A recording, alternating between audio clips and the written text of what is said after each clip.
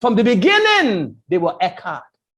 But when they turned away to the tree of the knowledge of good and evil, their hearts became hardened. So what is the core reason of wanting to put away your wife or husband, your spouses? Because of what? The hardness of the heart. That's it. That's the reason. Where the wars and fightings come from? The hardness of the heart. What's the core marital conflict? The hardness of the heart in both spouses. And God is speaking to us. Remember, big picture, small picture, zoom out, zoom in, big picture. So go with me to the book of Hosea. Because Jesus he said, listen, I would permit divorce, but except for unfaithfulness. And so people may want to run with that. But I want you to see God's real heart concerning this matter. He said there are times when, because of sexual immorality and the images are still there, because the husband or wife who may be involved not willing to change, then it's hard to continue to say, okay, you just forgiven. No, God has not called you to confusion. He has called you to love and to not bondage, right? You do well to separate. But if there is repentance, which God is showing you now, oh my God, that's a whole different ball game. So go with me to the book of Hosea, because you see in this book, look what at chapter 1, verse 2. The Lord first spoke through Hosea. Chapter 1, verse 2. The Lord spoke through Hosea, not to Hosea, through Hosea. So what he's saying, Hosea, your life is a picture of me dealing with Israel. Hosea and Gomer happening on the microscopic level is what God is doing in dealing with Israel. Are you seeing it? He's speaking through Hosea. His life is a life through Hosea. How you deal with Gomer is how God is speaking through you in your life situation as to how he loves Israel. Are you seeing what I'm saying, right? Good, Baruch Hashem. And so when you begin to look at it, God is saying, listen, look deeper, because this concerns all of us. This concerns God telling Hosea, go marry a prostitute. Go marry a prostitute. And you know all the trouble that comes with that. You have to know that you've heard from God, right? To do something like that. Hosea was such a man. And he did what God said. And God said he had these children, and one of them was called Lo Ruhama, chapter 1, verse 6, which means no compassion. And the other one was called, in verse 9, Lo Ami. He said these children, they were called Lo Ruhama, no compassion, and verse 9, Lo Ami. Why you call your children that? Because God has said he will not have compassion on Israel, and they will not be people. Why? Because their hearts are hard, and they're operating in wickedness. But I want you to see the God of hope. All right, he comes down in verse 10 and says, yet the number of the sons of Israel be like the sand of the sea, which cannot be measured or numbered. And in the place where it was said to them, you are not my people, Lo Ami, I will say to them, you are the sons of the living God. If you get that, God is saying, listen, Israel, how you're dealing with me, Lo Ami. But in that very place of your unfaithfulness, I will call you Ami. Come down with me to chapter 2, verse 1. Say to your brothers, Ami, and to your sisters, Rohama. So what is God? He gives the solution, the remedy, the cure before the ailment. He tells you what he wants to do, and he's working it out, right? And God is saying this applies to all of us, you know. Because if you go quick with me to Hosea chapter 6, Hosea chapter 6, you see verse 6, I delight in loyalty rather than sacrifice. Hosea 6, verse 6. Jesus quoted that in the book of Matthew, telling us when a rabbi quotes one text, he is invoking the whole book. He said, listen, how Hosea dealt with Gomer is how you now need to do it with me as disciples. He said, listen, in the same way that Gomer went after other lovers, when you disobey me, in whatever way you disobey me, you are going after other gods. You are pursuing harlots. It's the same thing. So when you narrow down and say, okay, this is just about sexual immorality, you miss the picture. Because God is wanting you to broaden out your perspective and have the big picture and also come down to see the little picture. So God is still working, right? So God is saying, listen, I know you. So I'm going to hedge in your way with thorns. Go with me back to Hosea chapter 2, verse 7. He says, listen, I will build a wall against you. I will hedge in your way, verse 6. And then he said, you, verse 7, she will pursue her lovers, but she will not overtake them. She will seek them, but will not find them. Then she will say, I will go back to my first husband, for it was better to me than now. Are you seeing what God is doing, right? He said, I know Gomer, how you're functioning. I know Israel, how you're functioning. I know disciple, how you're functioning. I'm going to hedge in your ways, because you're going to recognize it costs nothing. It means nothing to go after other gods. You're going to submit to Yeshua the Messiah. It is harlotry to maintain your stubborn opinion. You're going to go back and submit to God. That's what he said. You will no longer be calling me Baal. You will call me Ishi, because I'm going to now turn your heart and mind. Now look at chapter 2, verse 14. Therefore, behold, I will allure her, bring her in the wilderness. That's wilderness. That's the depth of understanding now. Drilling down deeper. In the wilderness, in the place of order, God says, I will speak kindly to her. And I will give her wine from there. And the valley of Achor as a door of hope. Achor is trouble. Go back to Achan and you see that. God says, in the place where you cause so much trouble, a valley of trouble, I will let you see a door of hope. That's the God that we serve. This is the God who said, listen, I am involved in all of this that is happening here. Go with me to Hosea chapter 11, verse 8. Chapter 11, verse 8. Look at the heart of God. This is concerning, now God is saying, Hosea, I'm going to put a love in your heart that you will say, how can I give up Gomer? And God is saying, I have a love that, how can I give up Israel? How can I give up my disciples, right? How can I give up Ephraim? How can I surrender you, Israel? How can I make you like Adama? How can I treat you like Zebul? My heart is turned over to me. All my compassions are kindled. That's the heart of God for a whoring, adulterous spouse. This is what God is saying. You've wasted my money with prostitutes. Are you understand what's going on? Luke 15, right? And God is saying, how can I give you up? Go with me to Hosea chapter 3.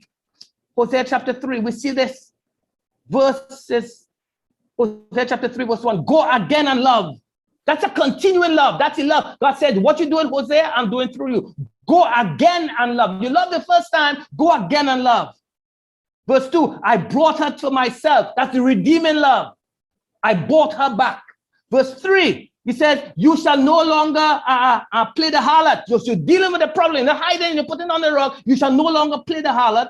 And verse 5, afterward the sons of Israel return, and they will become trembling to the goodness of God. That's the continuing love, the courageous love that God wants to give us. Because he's identifying the problem. He's identifying the problem, brethren. And when God begins to show us that, we begin to see what's happening. Go with me to Hosea chapter 5, verse 15. He said, I will go away and return to my place until you acknowledge your guilt and seek my face. In your affliction, they will earnestly seek me. And when you seek me, God says, I will revive you, because he's the God of restoration and restitution. He's always looking to heal the hardness of heart, because the hardness of heart would prevent you from wanting reconciliation. It would want retaliation. And there's a thin line, very thin line between our pride and our emotions. God is a God who heals our emotions and wants to destroy our pride. But because we have clouded our mind, we don't understand when time we're thinking it's our emotion, but it's our pride. And God said, I'm not going to deal tenderly with your pride, that I want to break and destroy and kill your pride. I will heal your hurt, because I want you to manage hurt, not be a hurt collector. They shall not destroy or hurt in all my holy mountain. You see, in marriage, this is what happens. You have two people going under the hoopah and four come out. Why? Two go on, man and woman, but four come out, because you have the childishness in the woman and the childishness in the man. Four people come out, and you have all this fighting and bickering, and you have to come in a hurt. You're being hurt. And God said, listen, I have permitted all of this, just as I'm using Ishmael and Isaac, I'm going to use the unredeemed area of spouses to rub off and to humble you. But if you look at the big picture, you will remain humble, and you will recognize where the problem is in the ego. I want to destroy your pride, and I will heal your emotions. Invoke me, I will take care of the emotion. But don't ask me to push your foot around your pride. I'm not going to do that. That's why I give you the vision where God said, drown the puppy. That was God saying, deal with the ego. Because you have to discern. You see, there was a tribe who was able to hit with their left hand, even a thin strand of hair. I read that sometime, the sons of Benjamin, with a left hand, they could hit a string, all right, sling something and hit a hair. That's how God wants us to be able to be so with precision, like how the air strikes, right? So precision, you're able to discern when you're operating in emotion or pride. Because God is going to heal the emotions, but he's destroying the pride. And you and I should want that. Help us, Lord, to discern it. So God is saying, as you continue with me, I want you to see you need to operate in restoration. I know your problems. I know the issues. I know it. I see it. I see it. But chapter 4, verse 12 says, my people consult their wooden idols, Hosea, and their diviners, right? For a spirit of harlotry has led them astray. A spirit of harlotry, that's the problem. That's the problem. And in 5, verse 2, we see the revolters have gone deep into depravity. It's a spirit of harlotry that led Gomer astray. It's a spirit of harlotry that led Israel astray. It's a spirit of harlotry that led Ishmael astray. It's a spirit of harlotry that leads the disciples of the master astray. It's a spirit of harlotry, because all disobedience is harlotry. We have strayed from the heart of the true God. We have been unfaithful in little and unfaithful in much.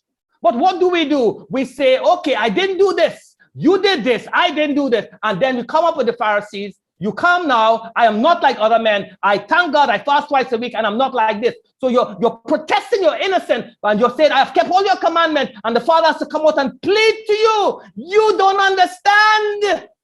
Your self-righteousness, you're unable to see where, yes, you may not have committed adultery, but you've committed murder. And so when God allows us to see ourselves, the depth of depravity, we don't minimize adultery, but we don't also think that it's okay to murder or do something else. It's all wrong. All sin falls short of the glory of God. So why demand the pound of flesh? Go the extra mile and forgive, which is what God is telling us to do in this portion. Have forgiveness, have forgetfulness, have fortitude as we go forth.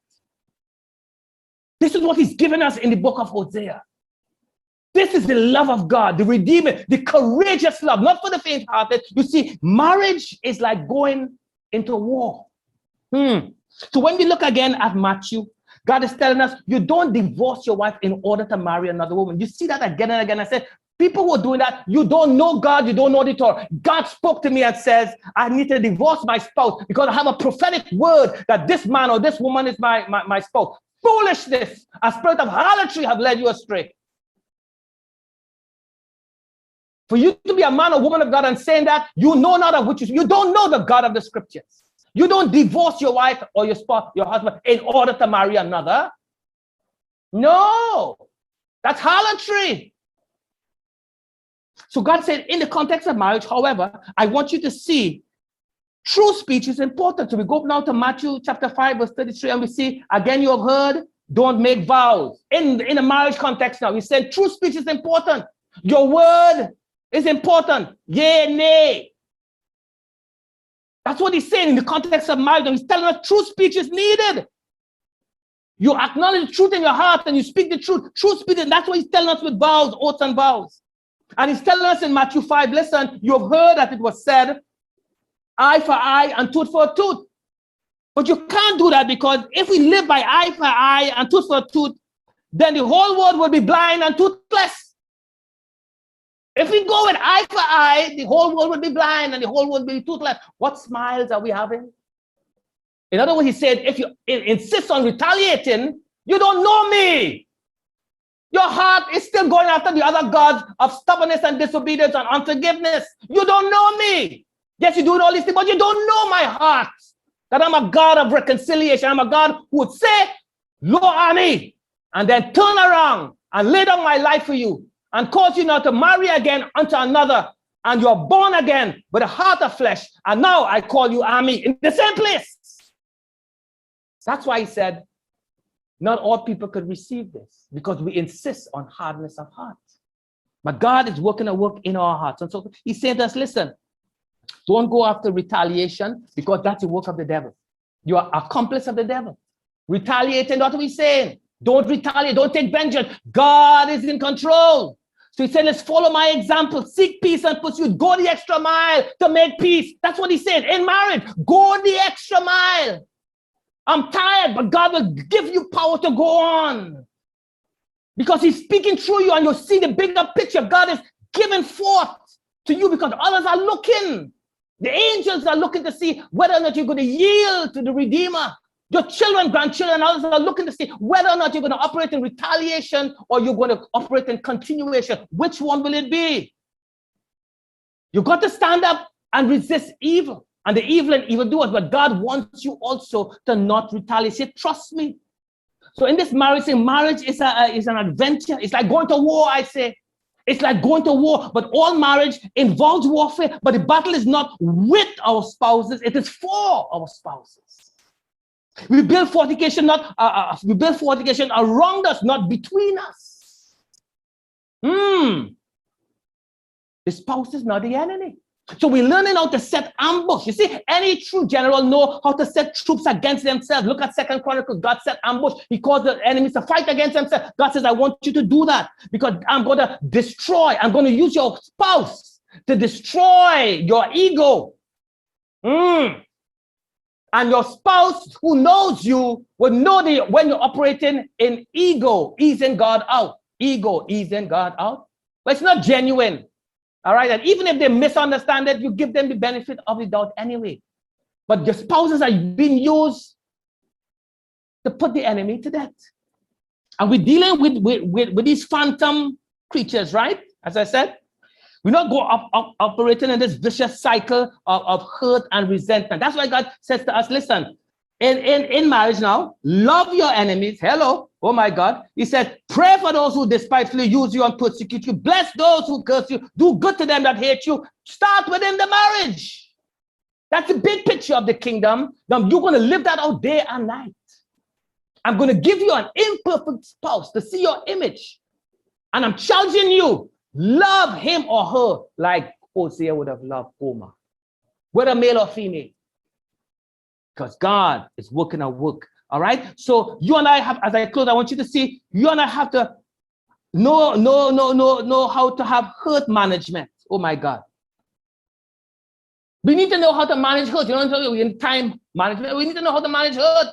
What do you want? You want to be right? Or you want relationships? You see, as I said, the hurt is a natural part of relationships. Hurt is a natural part. If you don't want to be hurt, stay away from relationships. They are messy. God's children are messy. Hurt is unavoidable. And so you and I begin to see that. You have to settle that. I am going to be hurt. But what I'm going to recognize is that I am not going to now hurt other people. Because God will deal with my hurts and my pains. So God is working a work. He said, I want you to not be hurt collectors. I want you to be managing your hurt. I want you to make the choice to forgive. That's the divine reversal. Because marriage, what do you want? Marriage or revenge? As I said, you want to be right or you want a relationship?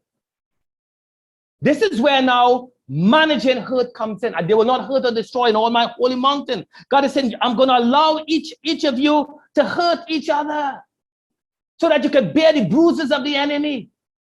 And when you do that, you begin to understand how my heart feels when you operate in hardness of heart, when you choose not to forgive, when you choose not to bring that food because you're angry, because you're a hurt collector. And God wants you to manage your hurt, pour it out on him. Don't gather it up. He says, I want you to operate in forgiveness and forgetfulness and fortitude. But if you're unforgetful, then everything is colored with that hurt and with that anger. God wants to separate between the soul and the spirit, between your pride and your feelings. All right? Between your pride and your emotions, because he wants you, he's sensitive to your feelings. He's touched with the feelings, but he's not going to countenance pride. And you and I said, want God to destroy pride. And I somehow believe when that is destroyed, our feelings will come in place. So let's show forth kindness to our spouses and do so without partiality. That's what he said, the sun falls upon the good and the evil, right? The rain upon the just and unjust. That's what he's saying. Be impartial.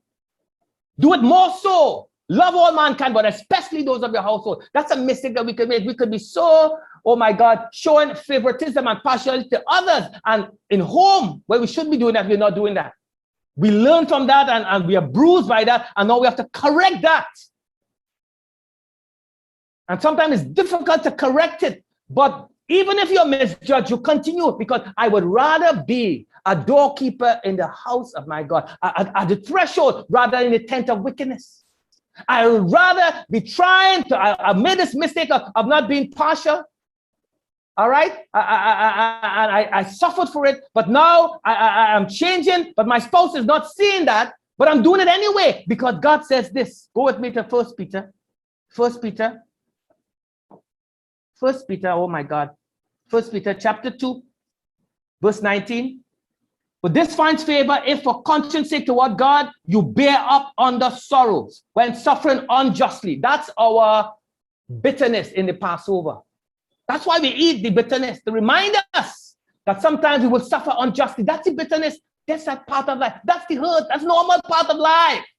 If you're in this world, you will be hurt. If you don't want to be hurt, then you're deceived. You don't even understand. Because the hurt is what would make you who you are today. Because out of your hurt will come your ministry to measure and witness to other people. Because you have been hurt, you could now have the depth of compassion to minister to those who are hurt likewise. But if you don't want to be hurt, then you forfeit being able to help others who are similarly hurt in that area. All right, she said, verse 20, for what credit is there if when you sin, you are harshly treated? Remember Sarah and Hagar, harshly treated, and you endure it with patience. But if when you do what is right and suffer, you endure it patiently, this finds favor with God. So what God is saying, listen, endure with patience, and patiently endure. And since you always don't know which one, because you may think you're suffering unjustly, but you're suffering justly, God says, just be patient, because the suffering will come. I am organizing the hurt. I'm going to use the unredeemed area of your spouse who don't see you're making the change. I'm going to use that person to continue to hurt you so that it can destroy that ego in you. So take it patiently. If you're treated harshly for doing good, or you're treated harshly for doing right, take it patiently. Man up, woman up. Take it patiently. Don't run. You're dishing it out. Receive it too. Hurt is coming. We're going to hurt each other. But we're going to learn. Hey, let's work together and apply the hurt to where it should be, to the enemy, not to each other. That's the wisdom that's coming. He's discerning between the pride. Oh, you hurt my pride. Is the pride hurt or the feelings? God will kill the pride. He will heal wounded feelings. All right? And that's what he's doing. So this is the big picture as I close. The battle is the battle for the bride. That's the big picture. The son is battling for his bride. Would you fight for your spouse? Live together with understanding.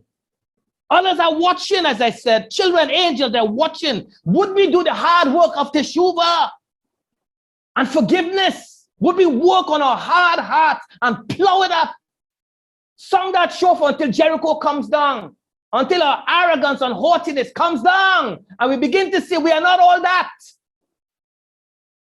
I hate when people lie to me. You are still operating in pride. I hate when people lie because God hates it. Now you're operating in truth. God is going to use that now to let people lie to you so that he can break that pride. I hate when people lie to me. Are you seeing what God is saying? He's working on changing us. Until we have his eternal perspective, we're going to have hurt taking place.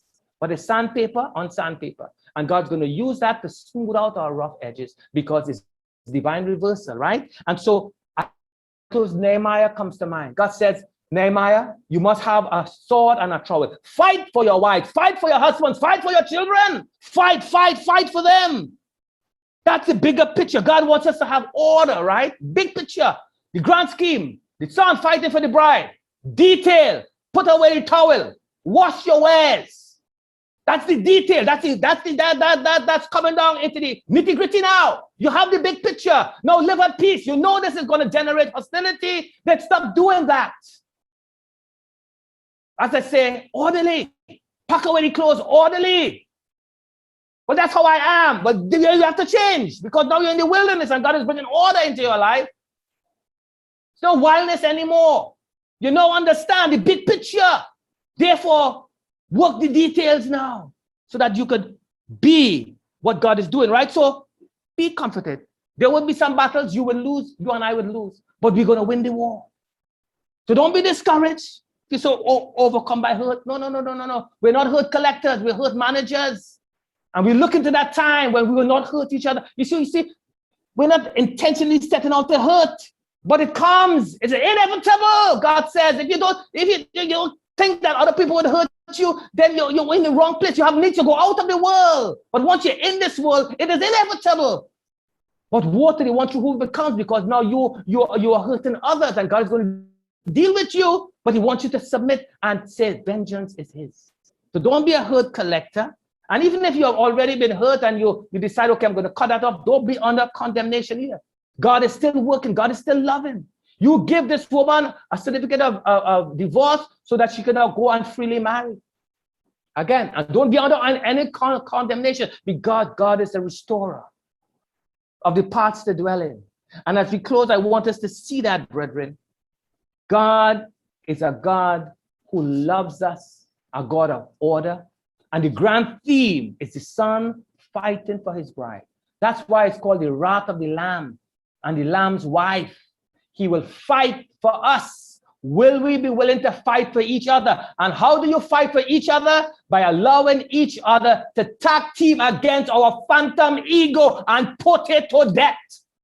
We have now discovered the enemy, and we're working to heal our marriage, and we tag team together.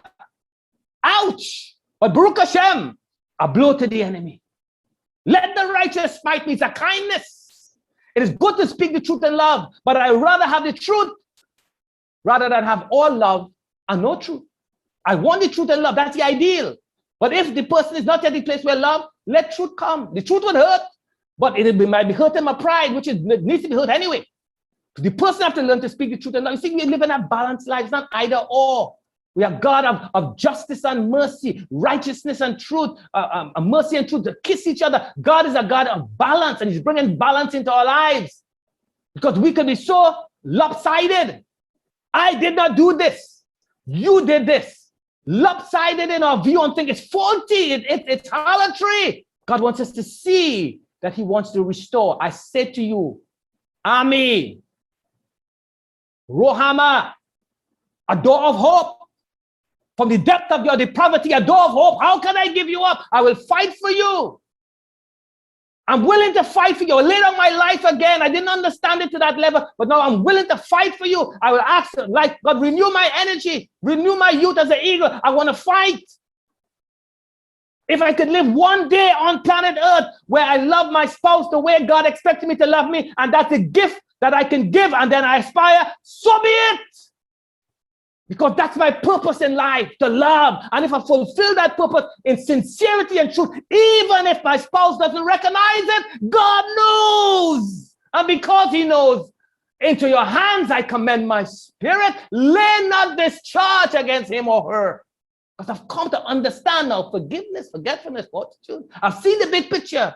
And I can work the details with joy and acceptance. Because I see what God is doing. So as I close, to God be the glory. Great things he has done. Let's plumb the depths of Messiah's teaching. He's calling us higher up. It's challenging these teachings. This is not just nominal Christianity. This is depth of understanding. God calling us to account, you and I, that no flesh would glory as we humble ourselves before the one who searches our hearts and sees the wicked ways in us, yet loves us with an everlasting love. Oh, what a God. To whom shall we go? It was better when we submitted to you. I believe the conflict between Ishmael and Isaac will not prevail. Peace will come. I'm a prisoner of hope. I believe that marriages bruised by infidelity and all the other things, if there is teshuva and a heart of flesh, I believe reconciliation and hope is there. I believe. Lord, help my unbelief. God, let not the sun depart. Let not the waves depart. Let not the whisper of a prayer depart. While there is life, there is hope that I can change. And that you, who have begun a good work in me, is also working in the other of your children. And I submit to you the big picture, the little details, from him and through him and to him be glory, now and forever. Amen. Be happy. Thank you for sharing Kingdom Treasures, the enriching and equipping teaching ministry of Rav Angus Marryshow. For more Hebraic insight, please visit our YouTube channel at Rav Angus Marryshow or Facebook at Shekinah Restoration Messianic Fellowship. Message us at srmf.tt@gmail.com. May you continue to grow in the grace and knowledge of our Master, Rabbi, and Savior, Yeshua the Messiah. The blessing of Adonai be upon you. We bless you in the name of Adonai. Grace and shalom, shalom.